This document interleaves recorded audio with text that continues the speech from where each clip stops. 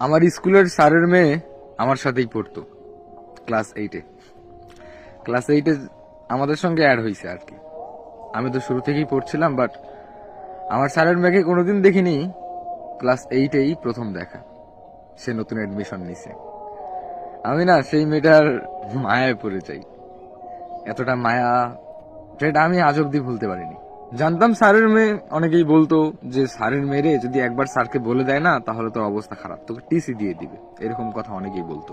তারপরেও কোনো ভয় টয় না পেয়ে না, মানে মায়ায় তো যতই চাই যে দূরে থাকতে, যতই চাই দেখবো না, তাকাবো না, বারবার চোখটা সেদিকেই যায়।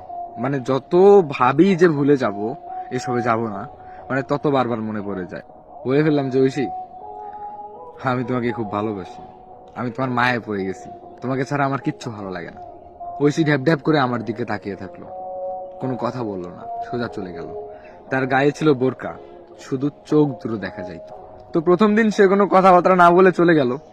ভয় পেয়েছিলাম যে আবার স্যারকে বলে দেয় নাকি, যদি আবার টিসি টিসি দিয়ে দেয় তখন আমার কি হবে, মানে এরকমটা ভাবছিলাম।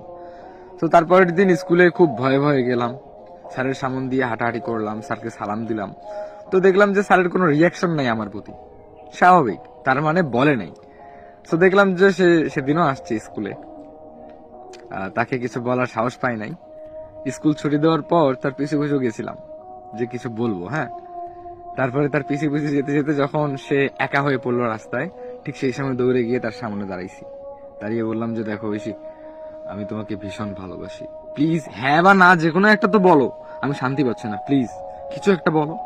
সো দেখলাম যে ও কোনো কথা বলে না। তারপরে ভাবলাম যে বোবা নাকি, কোনোদিন তো কারোর সাথে কথা বলতে দেখি নাই, মানে এরকম এরকম মানে ভাবতেছি, আর সে তো চলেই গেল কোনো অ্যান্সার না দিয়ে। মানে আমার মাথা কাজ করতেছে না, সে যদি বোবা হয় তাহলে, মানে এরকম ভাবতে ভাবতে পিছন থেকে বলল যে নামটা যেহেতু জেনেছেন তাহলে অ্যান্সারটা পরেই দিব, এরকম করে বলছে, হ্যাঁ। তো আমি পিছনে ঘুরি, দেখলাম যে সে দাঁড়ায় আছে। তারপরে আবার দৌড়ে গেলাম, গিয়ে বললাম যে প্লিজ অ্যান্সারটা যদি এখনই দিতেন অনেক ভালো হতো। তখন বললো যে হাতে তো অ্যান্ড্রয়েড ফোন, আইডি টাইডি আছে নাকি, ফেসবুক আইডি? আমি বললাম যে হ্যাঁ আমার একটা আইডি আছে, আর তোমার ফেসবুক আইডিটা বলো। তখন সে বললো যে না আমার অ্যান্ড্রয়েড ফোন নেই, একটা বাটন ফোন আছে, নাম্বারটা নিতে পারেন, বাবা আমার হাতে অ্যান্ড্রয়েড ফোন দেওয়া পছন্দ করে না, এই কথা বললো। আমি বললাম যে ঠিক আছে তোমার নাম্বারটা দাও, আমি একটা মেসেজ করে দিচ্ছি, বাসায় গিয়ে মানে অন্তত কল দিয়ে একবার জানিয়ে দিও প্লিজ, এইভাবে বললাম, হ্যাঁ। তারপরে সে বললো ঠিক আছে, তবে আপনার নাম্বারটা আমাকে দেন, আমার নাম্বারটা দিতে পারবো না, আমার যখন খুশি তখন আমি কল দিব, এভাবে বললো। তারপরে আমি আমার নাম্বারটা দিয়ে দিলাম।